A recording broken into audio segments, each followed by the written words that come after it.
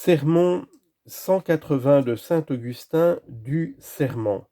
Jacques chapitre 5 verset 12. La première leçon de l'apôtre saint Jacques qui nous a été lue aujourd'hui demande à être examinée. C'est pour ainsi dire une obligation qui nous est imposée. Ce qui principalement vous y a frappé, c'est qu'avant tout vous ne devez pas jurer. Mais c'est une question difficile à traiter. S'il est réellement défendu de jurer, qui n'est coupable?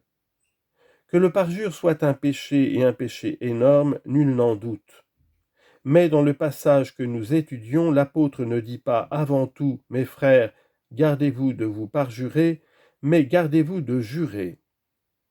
Déjà notre Seigneur Jésus-Christ lui-même avait fait dans l'Évangile une recommandation semblable. Vous savez, y dit-il, qu'il a été dit aux anciens, tu ne parjureras pas.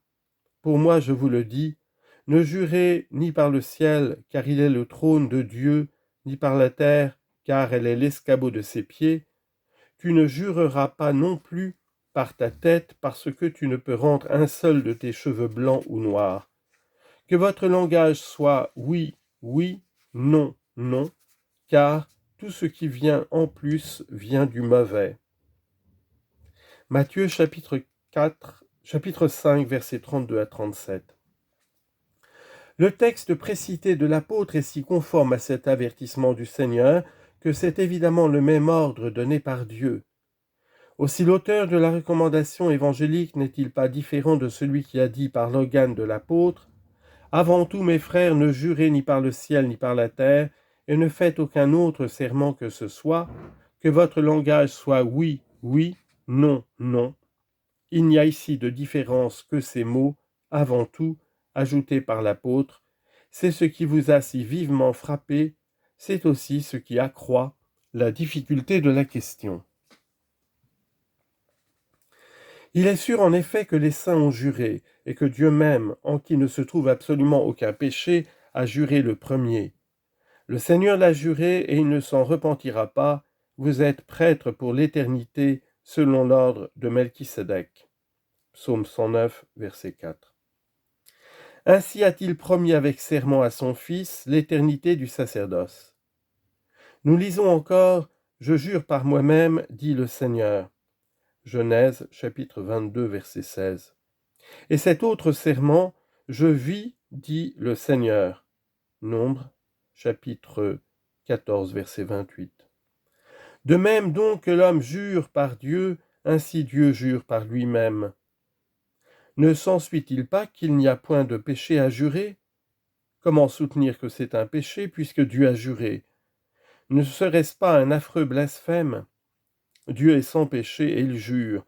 Il n'y a donc pas de crime à jurer, mais plutôt à se parjurer.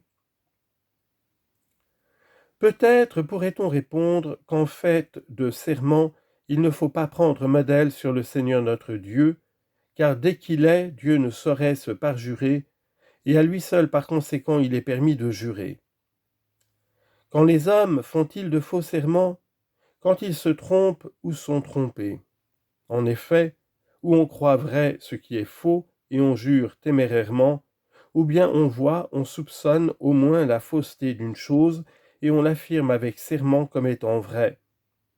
Le serment est alors un crime. Entre ces deux faux serments, il y a donc une différence. Voyons d'abord l'homme qui croit vrai ce qu'il affirme, il le croit vrai, mais la chose est fausse.